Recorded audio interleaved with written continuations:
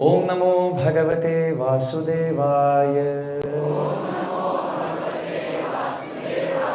ओम नमो भगवते वासुदेवाय। ओम नमो भगवते वासुदेवाय। ओम अज्ञानतिमिरान्धस्य ज्ञानाञ्जनशलाकया चक्षुरुन्मिलितं तस्मै श्रीगुरवे नमः। श्रीचैतन्यमनोभीष्टं स्थापितं येन भूतले स्वयं रूपा कदा मह्यं ददाति स्वपदान्तिकं।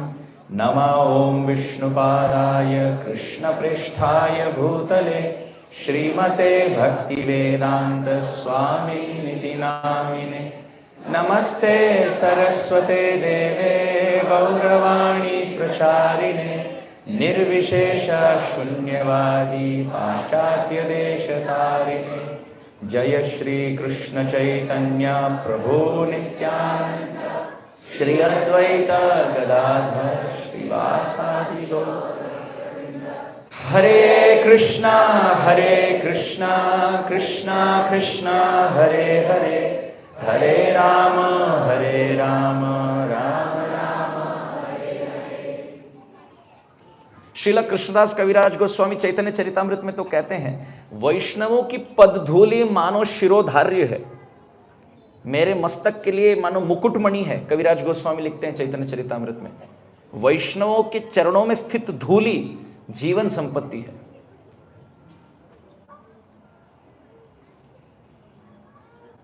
इतनी अद्भुत बात सोचिए।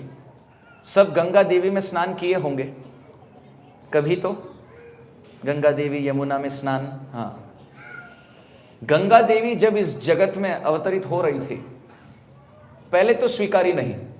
भगीरथ राजा जब पुकार कर गंगा देवी को आमंत्रण दे रहे थे, स्वागत करा रहे थे, तो गंगा देवी कही, प्रदूषित भूतल स्थली में या स्थान में मैं अगर आ जाऊं तो प्रदूषित हो जाऊंगी। सब अपना कूड़ा कचरा, हृदय का जो मल है, जो गंदगी है, जो अपराध प्रवृत्ति है, पाप प्रवृत्ति आकर मुझ में धो लेंगे। गंगा देवी कहते हैं, मुझे इस जगत में आने की कोई इच्छा नहीं। भगीरथ राजा कहे, नहीं नहीं, आप आ जाएं, आप जो चाहो मैं करने को तैयार हूं। गंगा देवी पूछती है, फिर एक इच्छा है। इच्छा यह है, मैं इस जगत में आने को तैयार हूं, सबको आमंत्रण देकर स्नान कराकर पाप से दूषित होने को तैयार हूं, परंतु यह सौभाग्य दे दो कि उनके साथ साथ वैष्णव आचार्यगण, वरिष्ठ महंत लोग आकर अपने चरण की धूलि मुझ पर अभिषिक्त करेंगे। यदि वो मिलने को तैयार है, इस जगत में नदी बनकर मैं रहने को तैयार हूं।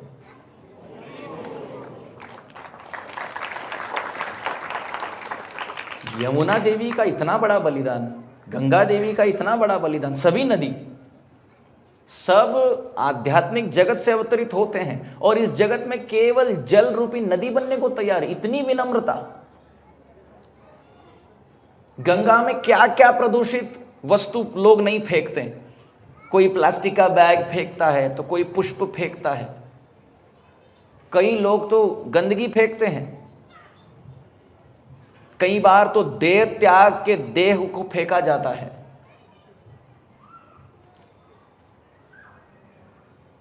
पता नहीं पशु क्या क्या करते होंगे। कूड़ा कचरा, फैक्ट्री का इंडस्ट्रियल पोल्यूशन, सब प्रदूषण गंगा और जमुना में। गंगा देवी ये सब सहने को तैयार है।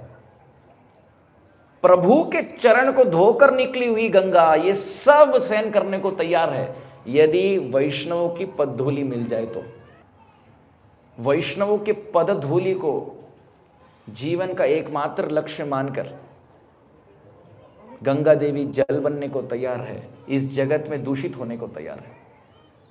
इतना मानती है वैष्णव आचार्यों को। अभी प्रश्न ये उठता है, चरण रज हम जानते हैं, आचार्यों की महिमा भी जानते हैं, पर प्रत्यक्ष रूप में आचार्यों की सानिध्य या संगति कैसे प्राप्त हो, संग कैसे प्राप्त हो, उनकी पदधूलि से लाभान्वित कैसे हो सके, कैसे प्राप्त करें। 5 मार्ग हैं, एक एक करके। पहला, उनकी वाणी अथवा उनके ग्रंथ। जो वरिष्ठ आचार्य वैष्णवों की वाणी, उपदेश, शिक्षा, कथा अथवा उनके द्वारा लिखित ग्रंथों का पालन करता है, ये मानना चाहिए उनको उन आचार्यों का प्रत्यक्ष सानिध्य प्राप्त है। श्रील प्रभुपाद जी को एक बार एक न्यूज रिपोर्टर ने पूछा, इस संस्था का क्या होगा जब आप इस जगत में नहीं हैं? आपके तिरोभाव के बाद इस संस्था का भविष्य क्या है? ये प्रश्न था। प्रभुपाद ने न्यूज रिपोर्टर को प्रश्न भी पूरा करने नहीं दिया। वो रिपोर्टर पूछ रहा था कि इस संस्था का आपके जाने के बाद क्या, और प्रभुपाद ने कहा मैं तो कभी नहीं जाऊंगा।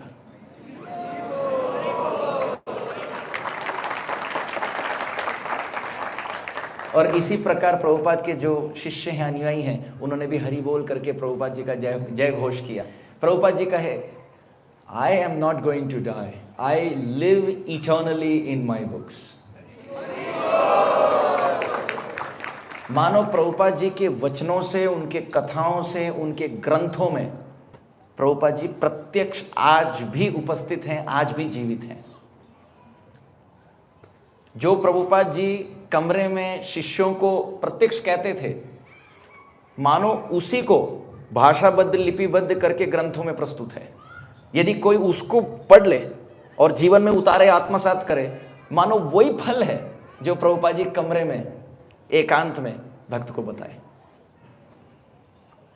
इसलिए श्रील प्रभुपाद जी के तात्पर्य पढ़ते समय एक नियम बनाना चाहिए, तात्पर्य से ऊपर हमारा नाम लिखे, मेरा नहीं, अपना अपना नाम लिखें। जो भी तात्पर्य हम पढ़ रहे हैं उसके ऊपर पेंसिल से डियर करके अपना नाम लिखें, फिर तात्पर्य, और फिर उसके बाद लिखें your ever well wisher AC Bhaktivedanta Swami. और ये हुआ क्या? प्रभुपाद द्वारा लिखित पत्र आपके लिए।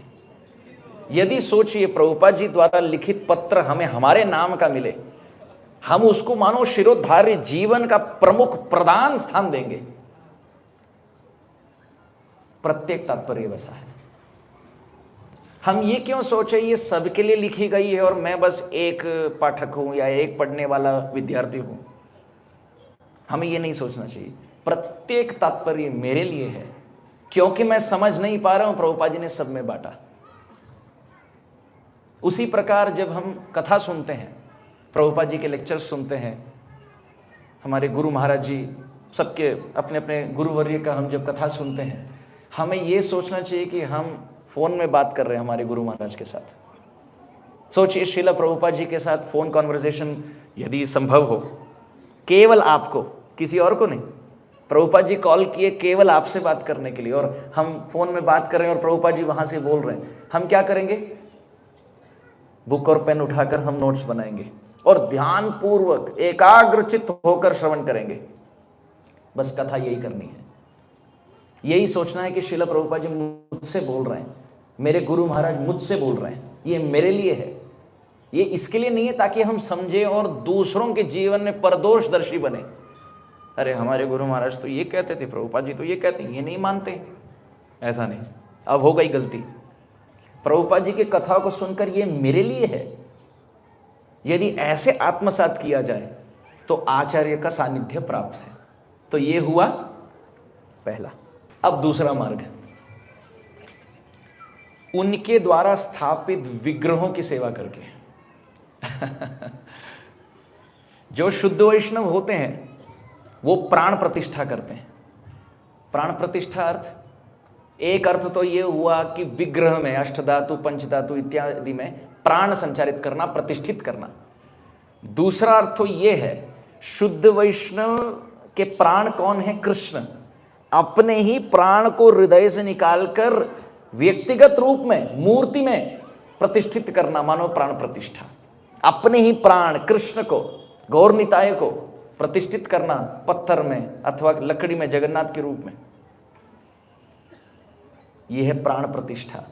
शुद्ध वैष्णव जब कोई विग्रह की आजीवन सेवा करते हैं तो उनका चित्त लग जाता है उन विग्रह में। ऐसे विग्रहों का जब कोई सरलता से सेवा करे, स्मरण करे, चिंतन करे, उनसे प्रार्थना करे, तो उन्हीं आचार्य की संग प्राप्ति का लाभ होता है। राधा गोविंद देव का जब दर्शन करते हैं जयपुर जाकर, जब कोई जाकर दर्शन करता है तो कौन से आचार्य का स्मरण होता है? श्रील रूप गोस्वामी।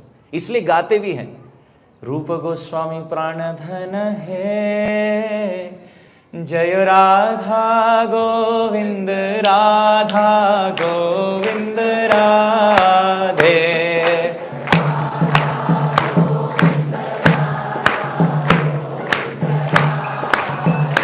जय राधा गोविंद राधा गोविंद राधे।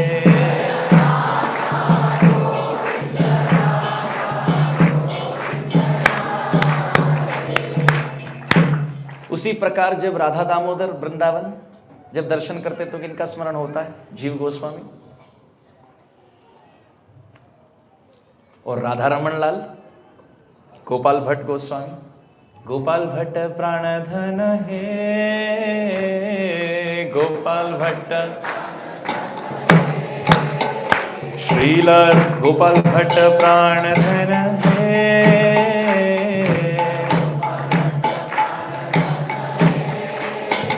जय राधा रमण जय राधा रमण श्री राधे।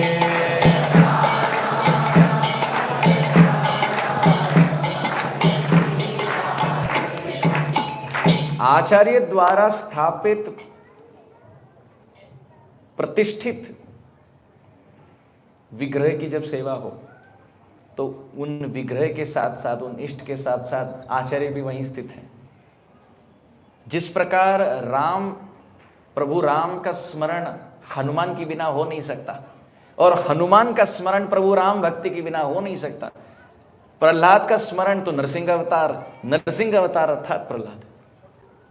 तो भगवान और उनके निज सेवक को कोई अलग नहीं कर सकता। उसी प्रकार ये दूसरा मार्ग है, कोई भी आचार्य की संगति या सानिध्य, चरण सानिध्य हम प्राप्त कर सकते हैं यदि उनके द्वारा स्थापित विग्रह की सेवा हो।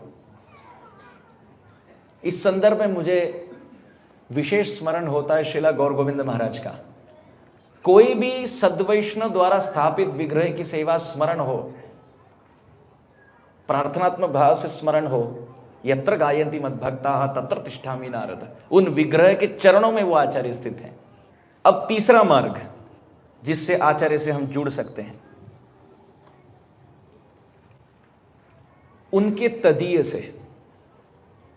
तदीय माने उनके द्वारा प्रयोग किया गया, उपयोग किया गया वस्त्र, किन्हीं साधु की कमंडलू अथवा किन्हीं की कंठी माला, किन्हीं की जप माला, यदि इनका दर्शन हो, साधु वही है। तो ये सब शास्त्र प्रमाणित है हम जो कह रहे हैं। श्रीपाद रामानुजाचार्य के जीवन में सत्य घटना आती है। श्रीपाद रामानुजाचार्य एक स्थान से दूसरे स्थान यात्रा कर रहे थे। यात्रा में उनके साथ उनके शिष्य थे दाशरथी। अब श्रीपाद रामानुजाचार्य ने शिष्य से कहा, हमारे जो भी विग्रह हैं इनको साथ में बांधकर एक पोटली बनाकर अथवा एक बैग बनाकर यात्रा में ले जाएं। रामानुजाचार्य ने स्पष्ट वाणी ये कही, हमारे जो भी विग्रह हैं, पूजनीय विग्रह, इन सबको साथ लेकर, अनुरोध है बच्चे यदि यात्रा कम करे तो यदि वरिष्ठ संभाल पाए इसको, कथा में बाधक नहीं होना चाहिए।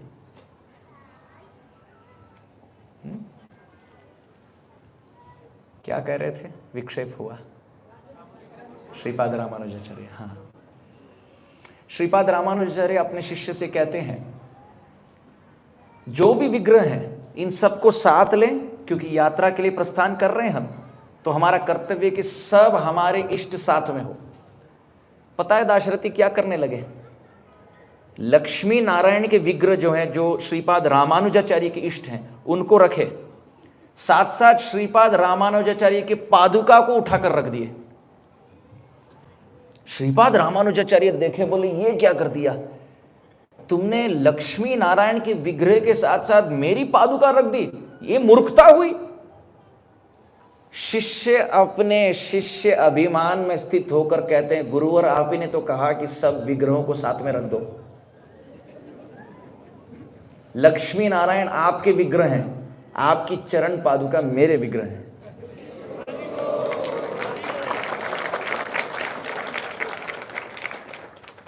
कहते हैं आपके चरण धूलि लगने के लिए, प्राप्त करने के लिए हम लालायित हैं, हम भागते हैं चरण धूलि मिल जाए, और ये पादुका तो अद्भुत सौभाग्यवान, वो भागता नहीं, आप जाकर रख देते हैं।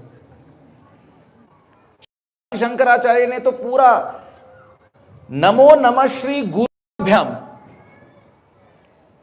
गुरु चरण की वंदना नहीं, गुरु चरणों में स्थित पादुका की वंदना।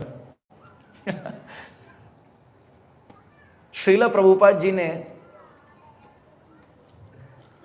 1973 में अपने एक शिष्य को घेरवा वस्त्र भेंट दी, सैफरन क्लॉथ। वो भक्त पूछे प्रभुपाद जी से, इस विषय में आप बताएं, हम इसको कैसे महत्वपूर्ण भाव से जीवन में पूजा कर सके अथवा प्रयोग कर सके। श्रील प्रभुपाद जी ने कहा अंग्रेजी में, the gift of the belongings of a Vaishnava is a rare thing. जब कोई वरिष्ठ वैष्णव, शुद्ध वैष्णव अपने तदीय अर्थात वस्त्र इत्यादि की भेंट प्रदान करता है, तो ये दुर्लभ है, ये सौभाग्यवान को ही प्राप्त है। तो वो शिष्य आज भी प्रभुपाद जी के उस घेरवे वस्त्रों को धारण करते हैं, अर्थात रखते हैं, पूजा करते हैं। तो ये हमारा मूलभूत सिद्धांत है कि गुरु द्वारा, प्रभुपाद द्वारा, आचार्यों द्वारा जो पादुका है, अथवा जीव गोस्वामी हरिदास ठाकुर के जपमाला है, वरिष्ठ वैष्णव की कंठी है, इनके दर्शन करने से हमें प्रत्यक्ष उन आचार्य का स्मरण होता है, संग प्राप्त होता है। धन्य है प्रभुपाद जी के शिष्य। प्रभुपाद जी के तिरोभाव के बाद उन्होंने यथारूप प्रभुपाद जी के सभी तदियों को वृंदावन मंदिर में, जब आप प्रभुपाद हाउस में प्रवेश करेंगे, वहां मेमोरियल बनाकर उन्होंने स्थापित किया।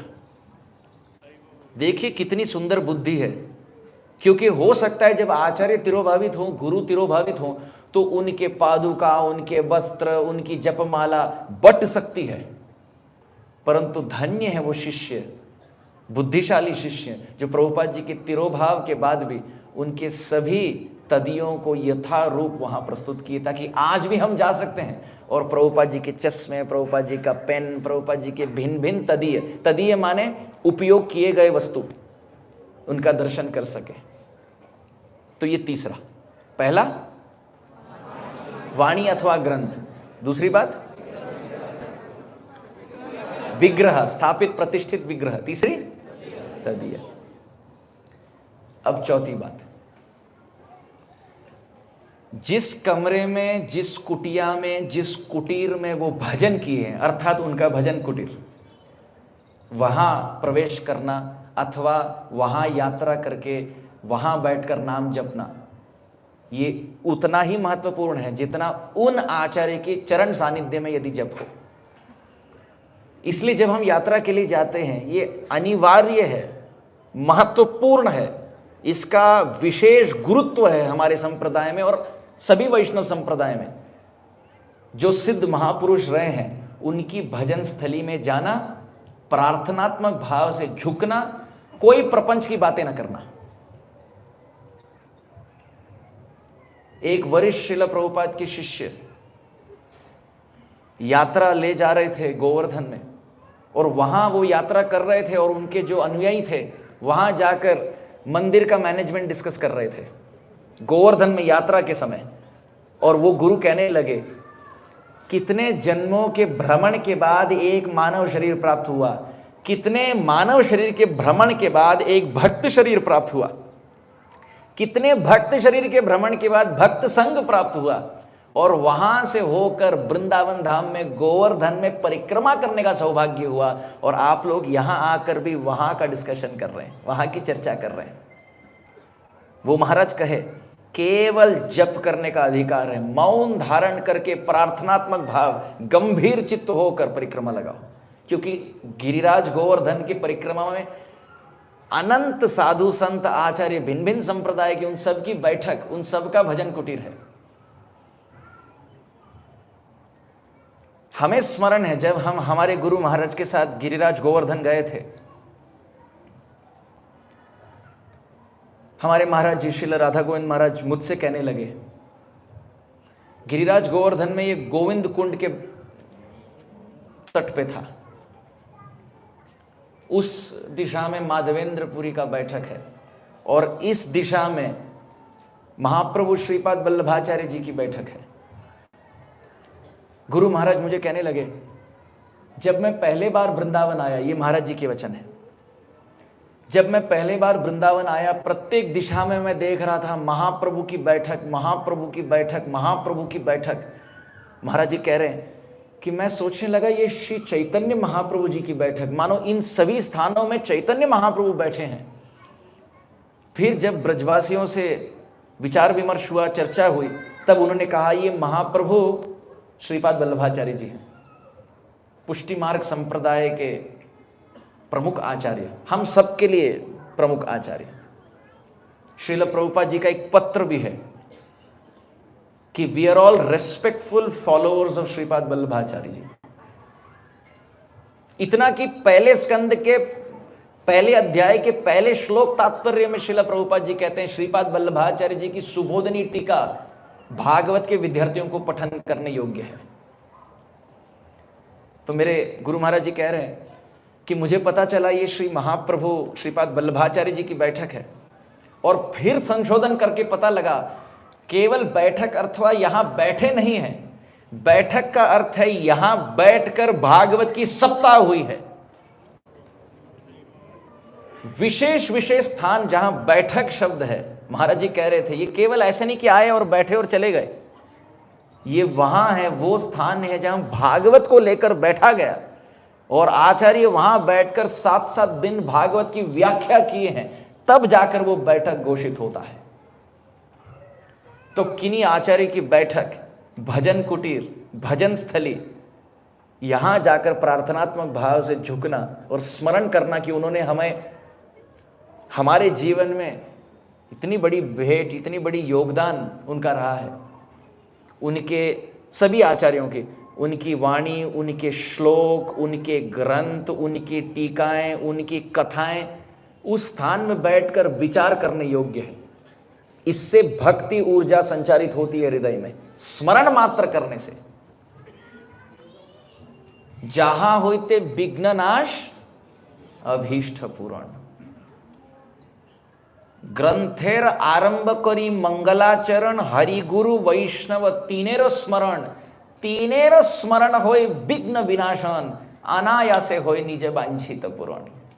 कविराज गोस्वामी पाद कहते हैं शुद्ध वैष्णव, हरि और गुरुजनों, मानो सभी भक्त, उनमें भी विशेष गुरुतुल्य वैष्णव और भगवान, इन सब के हरि गुरु वैष्णव तीनों का स्मरण करने मात्र से विघ्न विनाशन, भक्ति पथ में जो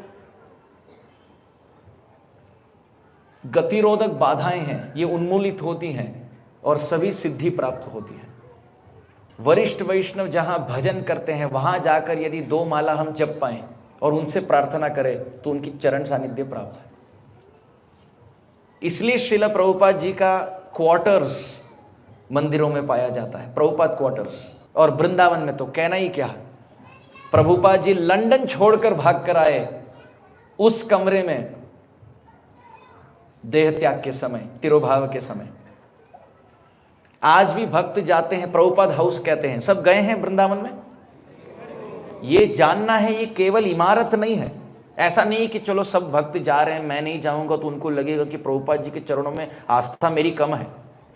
ये भाव किसी को प्रूव करने के लिए नहीं जाना है। वहां मन में ये सोचना है, ये वो पवित्र स्थान है जहां प्रभुपाद जी रहे हैं और अंतिम क्षण तक भागवत की टीका का मानो व्याख्या की है।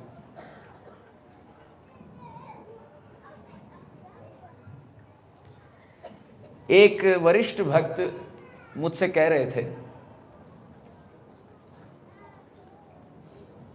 जब वो इस्कॉन संस्था ज्वाइन हुए कई साल पहले, तो उनके मन में ये संशय था।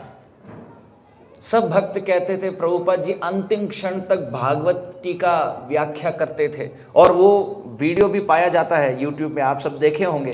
प्रभुपाद जी लास्ट मोमेंट्स, तिरोभावित होने के थोड़े दिन पहले तक दशम स्कंद के 13वें अध्याय की टीका तात्पर्य व्याख्या दे रहे हैं, और परम पूज्य जयद्वैत महाराज और अन्य वरिष्ठ सब डिक्टोफोन लेके रिकॉर्ड कर रहे हैं।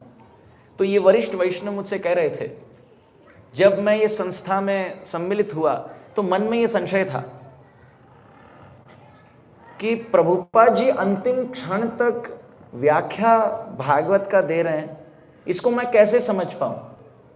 अन्य शिष्यों को भी तो बता सकते थे कि तुम व्याख्या दो। ये भक्त नए थे संस्था में, तो ये सोच रहे थे आचार्य अंतिम क्षण तक भागवत व्याख्या क्यों करें। परंतु ये प्रश्न किन्हीं को पूछ भी नहीं सकते। उनको लगा ये अपराध वाले प्रश्न हैं, तो कैसे संशयात्मक भाव से कैसे प्रश्न पूछा जाए। परम पूज्य श्रील राधानाथ महाराज के शिष्य हैं, तो महाराज जी को पूछ भी नहीं सकते। तो एक बार महाराज जी के पास गए और महाराज जी स्वाभाविक ही उत्तर देने लगे बिना प्रश्न पूछे। कैसे?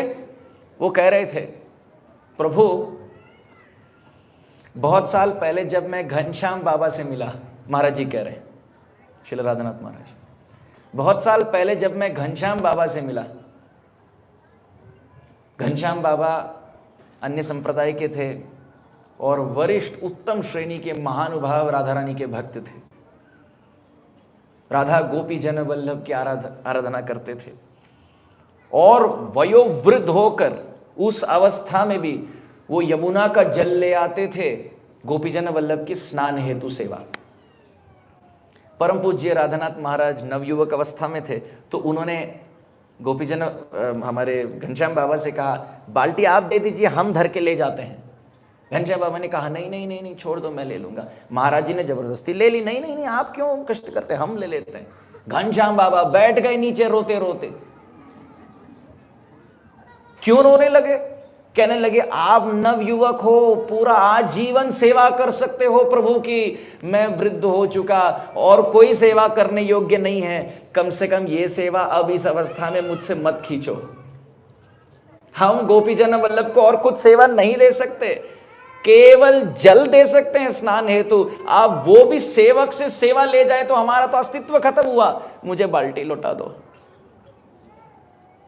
महाराज जी इन भक्त को ये कथा कहकर कहते हैं, इसी भाव से श्रीला प्रभुपाद जी अंतिम क्षण तक भागवत की व्याख्या करते थे।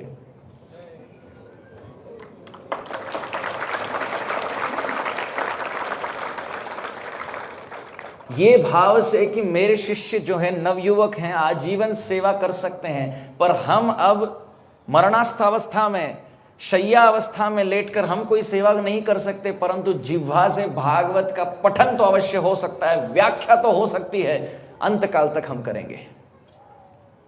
ये भक्त हमसे कह रहे थे दो बातें, एक तो प्रभुपाद जी की महानता, और दूसरे कैसे गुरु अंतर्यामी चैत्य गुरु के मनो अभिन्न स्वरूप होकर संशय जो चित्त में है उनका निवारण बिना पूछे उन्होंने उन्मूलित कर दिया, समाधान प्रस्तुति कर दी, समस्या का समाधान। तो जिन कमरे में प्रभुपाद जी ये भागवत की व्याख्या किए हैं तिरोभाव की अवस्था में भी, वो प्रभुपाद हाउस है वृंदावन में।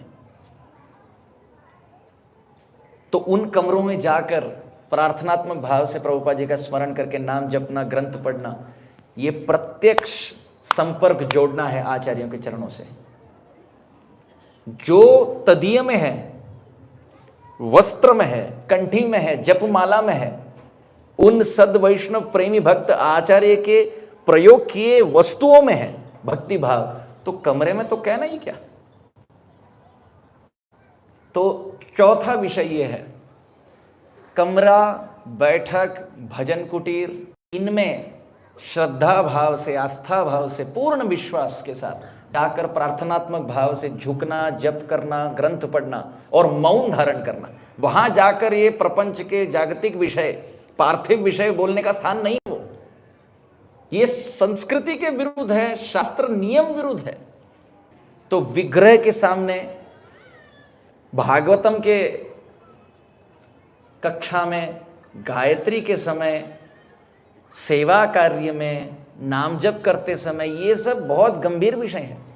किन्हीं के भजन कुटीर में प्रवेश करना, गिरिराज की परिक्रमा, तुलसी की परिक्रमा लगाना, मंत्र उच्चारण, नाम जप, कथा श्रवण, ग्रंथ पठन, गिरिराज की परिक्रमा, विग्रह का दर्शन, ये सब बहुत ही पवित्र अंग हैं।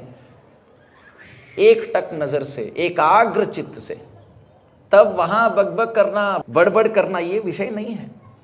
तो ये स्मरण करना है। 4 बातें अभी तक करना है, ये समझ लिए, पर एक बात क्या नहीं करना है, महत्वपूर्ण, वो भी समझना है। 5वां और महत्वपूर्ण, आचार्य की समाधि। समाधि की अपार महिमा।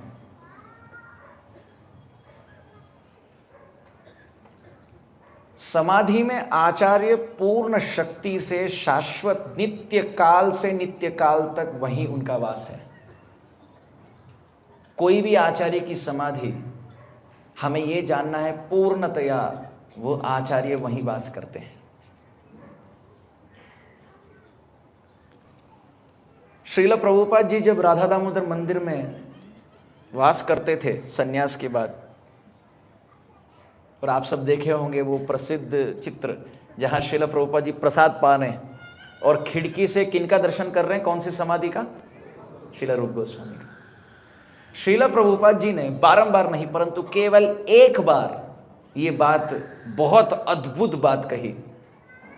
श्रील प्रभुपाद जी कहे, जब मैं उस कमरे में बैठकर प्रसाद पा रहा था और खिड़की से श्रील रूप गोस्वामी की समाधि का दर्शन प्रार्थना करते करते कर रहा था कि मुझे शक्ति दे दो, मैं विदेश, पाश्चात्य देश कैसे जाऊंगा। प्रभुपाद जी कहते हैं, तब मुझे प्रत्यक्ष सत्य में रूप गोस्वामी का दर्शन हुआ। प्रभुपाद जी कहते हैं, रूप गोस्वामी अपीयर्ड बिफोर मी। रूप गोस्वामी प्रकट हुए मेरे समक्ष और मुझसे कहने लगे, स्वामी जी निडर होकर आप पाश्चात्य देश प्रचार करने जाइए, महाप्रभु के दिव्य शिक्षाओं का आप प्रचार कीजिए, आप सफलता प्राप्त करेंगे, क्योंकि हम षड गोस्वामी आपके साथ हैं।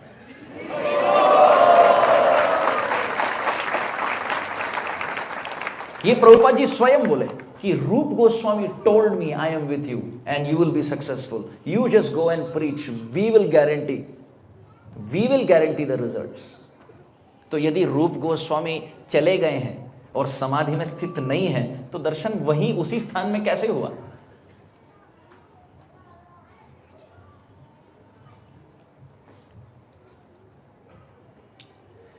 श्रील रघुनाथ दास गोस्वामी का विशेष स्मरण हो रहा है। श्रील रघुनाथ दास गोस्वामी तिरोभावित हो चुके थे। श्रील जीव गोस्वामी ने समाधि दी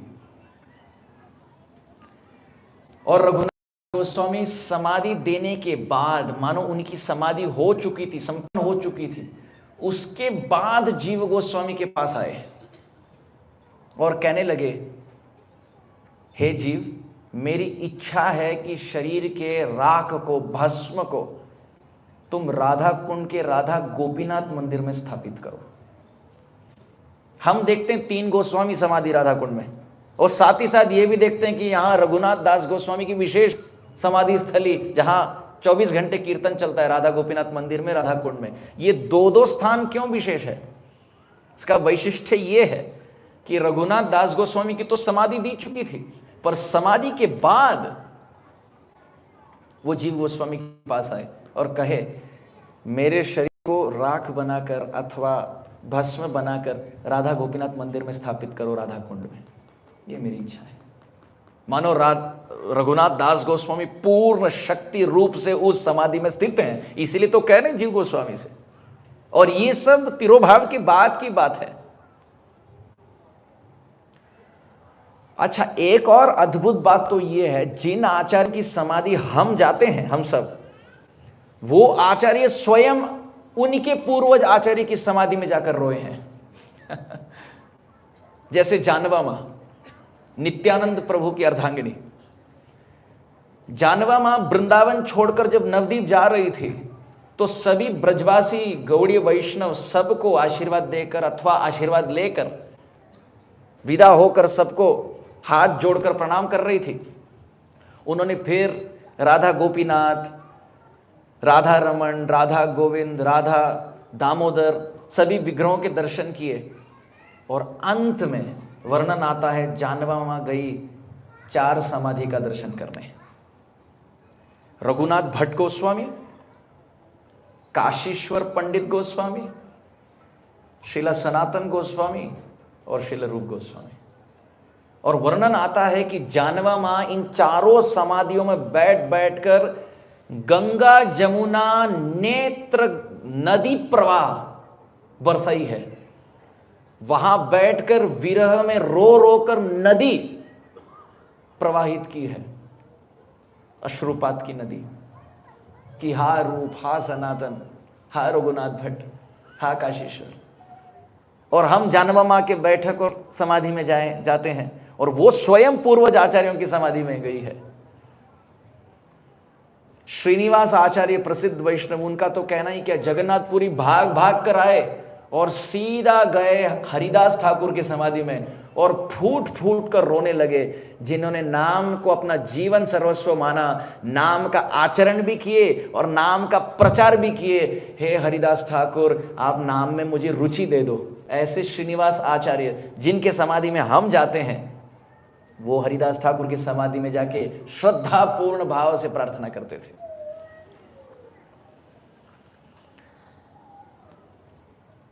समाधि भी भिन्न भिन्न प्रकार की। एक तो सदेह समाधि। सदेह समाधि माने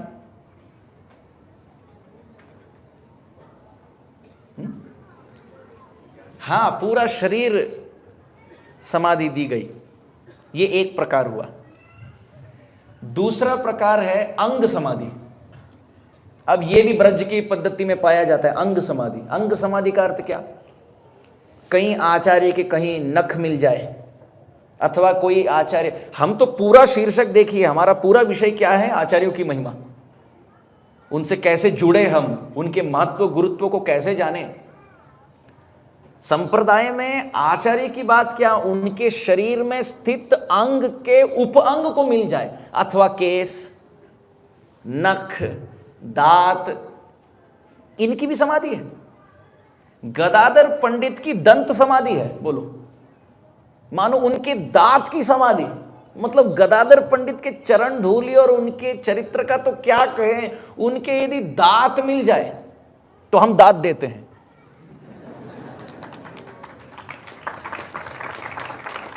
उनके दंत की दंत समाधि। महाप्रभु चैतन्य महाप्रभु की केश जो कटवा स्थान में कटी गई थी सन्यास के समय, कटवा में केश समाधि है महाप्रभु के एक बाल की। और हमारे वृंदावन में मुरारी गुप्त के एक नख की समाधि है, नख समाधि, नाखून की समाधि। मानो नख नाखून रखकर वहां समाधि मंदिर बांधी गई। नाखून की इतनी महिमा तो उंगली की कितनी महिमा, उंगली की इतनी महिमा तो हाथ की इतनी महिमा, हाथ की इतनी महिमा तो चरण की कितनी महिमा, चरण की इतनी महिमा तो आचरण की कितनी महिमा।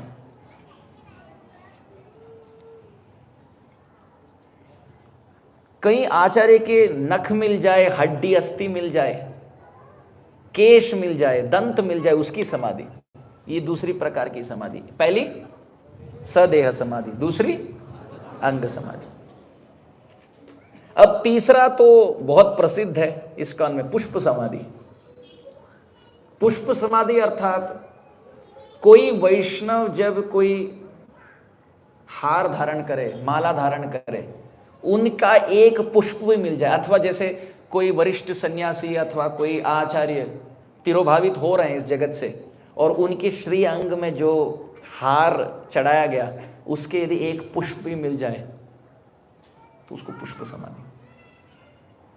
ये हो गई तीसरी। अब चौथी, इसको कहते हैं नाम समाधि। अद्भुत, वैष्णव का श्रीअंग तो मिला नहीं, नख मिला नहीं, केश नहीं, अस्थि नहीं, दंत नहीं, पुष्प भी नहीं, तो क्या वैष्णव के मानो सुवर्ण अक्षर में उनके नाम को स्थापित करके उसके ऊपर समाधि बनेगी। इसको स्मृति समाधि भी कहते हैं, क्योंकि कई वैष्णव हैं जो देह नहीं मिलता।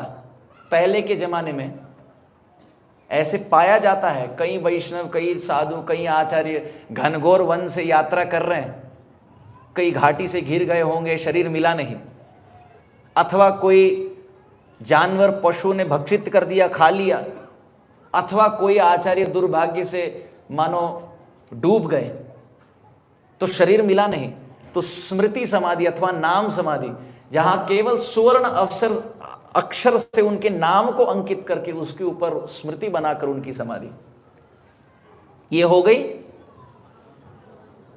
कितने समाधि अब तक? एक सदेह, दूसरा अंग समाधि, तीसरा पुष्प, चौथा नाम अथवा स्मृति। अब पांचवी समाधि है धूली समाधि। आचार्य वैष्णव की जय हो। धूली समाधि अर्थात उनके चरण की धूली मिल जाए, अथवा उनके भजन कुटीर की धूली मिल जाए, अथवा उनके जन्मस्थली की धूली मिल जाए, उसके ऊपर समाधि उनके नाम के, उनकी स्मृति की। वंदे नंद व्रजस्त्रीणाम पाद रेणु अभीक्ष्णशः। उद्धव जी कहते हैं गोपियों की चरण रज की महिमा नहीं, रेणुम एक वचन में प्रयोग है। वंदे नंद व्रजस्त्रीणाम बहुवचन में प्रयोग, गोपियां बहुवचन में, और उनके चरण रज पाद रेणुम एक वचन में। मानो सभी गोपियों के चरण के सब रज ना मिल जाए, कोई एक गोपी के चरण में एक रज मिल जाए, उद्धव जी कहते हैं वंदे, मैं झुक जाता हूं। हमारे श्री चैतन्य महाप्रभु तो उनके गुरु महाराज के जन्मस्थली कुमारहट्ट में जाकर वहां की धूली लेके आते थे और प्रतिदिन पाते थे उसको। इतनी वैष्णव की महिमा कि वैष्णव के चरण रज नहीं, वैष्णव जहां जन्म लिए हैं उस जन्मस्थली की धूली को महाप्रभु ले आ रहे हैं, और अपने गुरु महाराज ईश्वरपुरी का स्मरण करते करते धूली को थोड़ा थोड़ा करके पाते थे रोज। तो इसको कहते हैं धूली समाधि। तो कितनी समाधि हुए? 5। अब छठवा, इसको कहते हैं तदीय समाधि। तदीय समाधि माने कोई, इसकी चर्चा हो चुकी परंतु थोड़ा विस्तार। कोई आचार्य की विशेष कोई काटी हो, उनकी कमंडलू हो, उनके स्मरण की उनकी कंठीमाला हो, जपमाला हो, अथवा कभी कोपिन हो, लंगोटी, अथवा कई आचार्य तो, ये बहुत सुंदर है, इसको सोहनी समाधि भी कहते हैं ब्रज भाषा में। सोहनी माने झाड़ू, हम जो कहते हैं ना झाड़ू मारना, ब्रज में झाड़ू नहीं बोलते, सोहनी सेवा बोलते हैं। क्यों? झाड़ू क्या करता है? गंदगी दूर करता है। ब्रज का धूली गंदगी है ही नहीं, वो तो सोहनी सेवा है। मानो निकुंज, ब्रज के रज को मानो निकुंज के रज मानकर। कई बार तो कई आचार्य जो सोहनी सेवा लगाते थे उनकी तदीय सोहनी समाधि है, अर्थात जिस सोहनी से वो कुंज सोहनी सेवा किए हैं, ब्रज धूली को साफ किए हैं, कई बार तो वो सोहनी, वो ब्रूम अथवा जो काटी है वो टूट जाती है, तो उन आचार्य की तदीय मानकर उस सोहनी को समाधि देते हैं और उसके ऊपर तुलसी का मानो एक पौधा रख देते हैं ताकि कोई इनका चरण न लगे। आचार्य चरण ने स्पर्श किए सोहनी जिस पर ब्रजरज लगा हो, उसकी इतनी अपार महिमा की समाधि बन गई, सोहनी समाधि। ऐसे हमारे ब्रजमंडल में भिन्न भिन्न समाधि पाई जाती है। कितनी हुई? 6वीं, अब 7वीं। इसको कहते हैं ग्रंथ समाधि। कई सुने होंगे, दर्शन किए होंगे ग्रंथ समाधि ब्रजमंडल में। कई बार यह होता है कि आचार्यों ने ग्रंथ लिखी है और लिखने के बाद आचार्य सोचते हैं कलयुग के मायाबद्ध जीव में सामर्थ्य नहीं है ग्रंथ समझने के लिए, तो ग्रंथ लिखने के बाद समाधि दे देते हैं।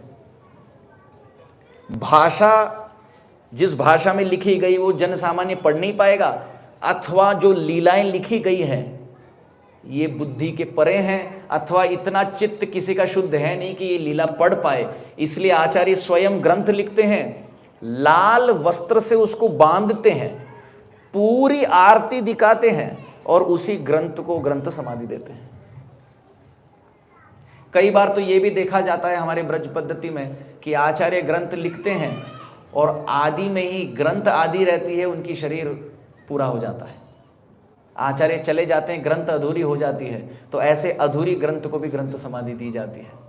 कई बार जिन ग्रंथ को लिखे हैं आचार्य, वो पन्ने खराब हो चुके, वातावरण ऋतु परिवर्तन के कारण, अथवा कभी कभी छोटे छोटे चींटी या कीट पतंग काट लेते हैं, चबा लेते हैं, तो कागज अथवा वो पत्र जो है अब ठीक नहीं रहा, तो उन ग्रंथ को लाल कपड़े में बांधकर, आरती दिखाकर, पूजा करके, पुष्प चढ़ाकर ग्रंथ समाधि है।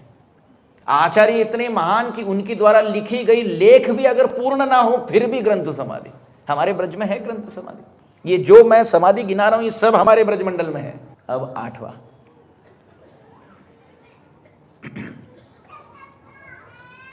दुग्ध समाधि। दुग्ध समाधि। अब ये दुग्ध समाधि क्या है? हमारे नरोत्तम दास ठाकुर की समाधि दुग्ध समाधि है, राधा गोकुलानंद मंदिर के प्रांगण में। इसका अर्थ क्या हुआ? दुग्ध समाधि। नरोत्तम दास ठाकुर इस जगत में शरीर त्यागे ही नहीं। नरोत्तम दास ठाकुर विरह वेदना में पिघल गए। जब उनके शिष्य उनका स्नान करा रहे थे, जल के साथ साथ जब शरीर में स्पर्श हुआ, शरीर द्रवित हुआ और दूध बन गया, उस दूध को समाधि दी गई। तो नरोत्तम दास ठाकुर जिस प्रकार संत तुकाराम सहदेह वैकुंठवास, देह इस जगत में छोड़े नहीं, उस प्रकार हमारे नरोत्तम दास ठाकुर का शरीर भी मानो गल गया, मानो पिघल गया, द्रवित हो गया, दुग्ध रूप में परिवर्तित हो गया। उस दूध, उस क्षीर का समाधि दुग्ध समाधि। ये दुर्लभ समाधि है, परंतु नरोत्तम दास ठाकुर की दुग्ध समाधि। और अंतिम समाधि, 9वां, अंतिम समाधि, इसको कहते हैं शाखा समाधि। शाखा समाधि अर्थात जिस वृक्ष के नीचे वैष्णव बैठकर भजन किए उसकी यदि शाखा मिल जाए, उसकी समाधि। वैष्णव की महिमा कैसे गा सके?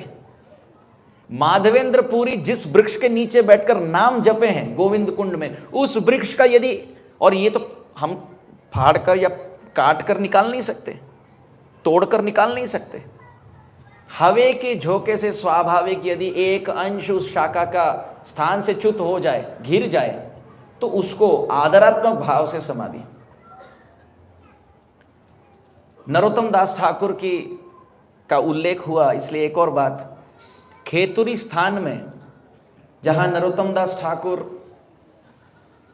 जन्म लिए और कृष्ण प्रेम प्राप्ति भी किए, पद्मा नदी के तट पर चैतन्य महाप्रभु ने पद्मा देवी प्रत्यक्ष नदी स्वरूप को आदेश दिया कि नरोत्तम जब आएंगे तो कृष्ण प्रेम मैं तुम्हें दे रहा हूं, तुम उनको पवा देना, खिला देना, नहला देना।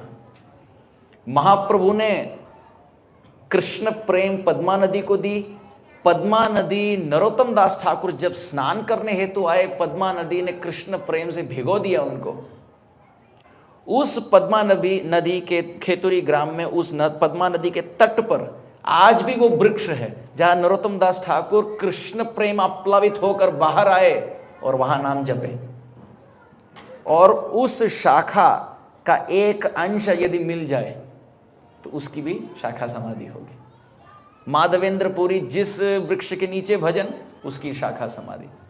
अथवा श्याम कुंड के तट पर पंच पांडव वृक्ष के रूप में विराजमान, यदि उसकी एक शाखा, एक अंश मिल जाए तो शाखा समाधि। हमारे इमली ताल जहां महाप्रभु नित्यानंद प्रभु बैठे हैं, भजन किए हैं, यदि उसकी शाखा मिल जाए तो शाखा समाधि। ऐसा नहीं कि तोड़ना है, पर स्वाभाविक मिल जाए तो शाखा समाधि, उन आचार्यों का स्मरण करते हुए। तो इस प्रकार वैष्णव आचार्य अद्भुत है। भगवान कहते हैं अहम भक्त पराधीनो यस्वतंत्र इवो द्विजः साधु भी ग्रस्त हृदयम भक्तई भक्त जनप्रिय साधवो हृदयम मह्यम साधुनाम हृदयम तो अहम मद अन्यत्ते न जानन्ति नाहम तेभ्यो मनागपि। हे दुर्वासा, प्रभु कह रहे हैं भक्त, अहम भक्त पराधीनो, मैं अम्बरीश महाराज के अधीन हूं, अस्वतंत्र हूं। अरे अम्बरीश के अधीन ही अस्वतंत्र नहीं हूं, भक्त के ही वशीभूत नहीं हूं। भक्त ही भक्त जनप्रिय, भक्त के जो भक्त हैं वो भी मुझे बांध लेते हैं। साधु के हृदय में मेरा वास है, मेरे हृदय में वैष्णव, शुद्ध वैष्णवों का वास है। तुम्हारा हृदय सदा गोविंद विश्राम, मुझे छोड़कर वो और कुछ सोचते नहीं, उनको छोड़कर मैं कुछ और सोचता नहीं। एक दृष्टिकोण में, एक क्षण में यदि सारांश देखा जाए, हमने कहा वैष्णव की महिमा, चरण रज की महिमा, फिर उनसे संपर्क जोड़ने के 5 तरीके देखे। पहला वाणी अथवा ग्रंथ, दूसरा तीसरा तदीय, चौथा भजन कुटीर या बैठक प्रवेश, 5वीं समाधि दर्शन। तो अब अगले बार जब वृंदावन या नवद्वीप या जगन्नाथपुरी जाने का सौभाग्य होगा और भजन कुटीर या बैठक या तदीय या समाधि या ग्रंथ या लेख या प्राण प्रतिष्ठित विग्रह, ये सब दिखेंगे ना धाम में, ये देखो तो उन संबंधी वैष्णव आचार्य का स्मरण करके उनके आशीर्वाद का हम कृपा पात्र हो सके। धन्यवाद। हरे कृष्ण।